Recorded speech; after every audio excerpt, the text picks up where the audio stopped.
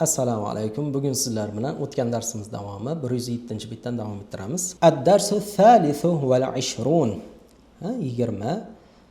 23-dars. Al-mudarrisu Ahmad. Mudarris va Ahmad suhbat ekan. Man anta ya akhi? Siz kimsiz ey og'ayni? Ana talibun jadidun. Men yangi talabaman. Masmuka, sizning ismingiz nima? Ismi Ahmadu, ismim Ahmad. Min ayna anta? Siz qayerdan? Ana min Pakistana. Man Pokistonman. Demak, mana bu e'tibor berasizlar. Bu yerda g'oyri munsarif so'zlar uchraydi va o'sha jar bo'lish o'rnida o'sha jarligi fatha a bilan zohir ko'rinadi. Indi sab'atu dafatira liman hiya? O'qituvchi aytadi, al-mudarrisu. Indi sab'atu dafatira liman hiya? O'qituvchi aytadi, manda 7 ta daftar bor. Ular kimniki? Demak, bu yerda e'tibor berasiz.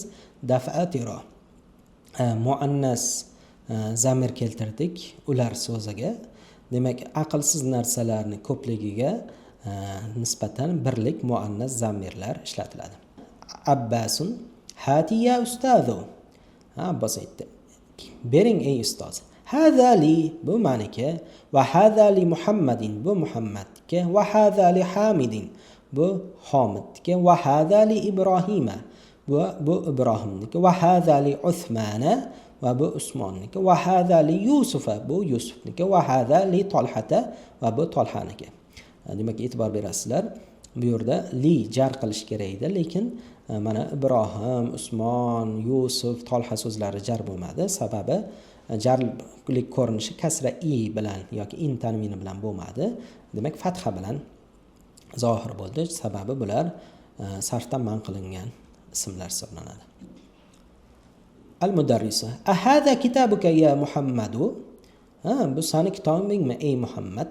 La, hada kitabu Hamzata. Yo'q, bu Hamzaning kitobi.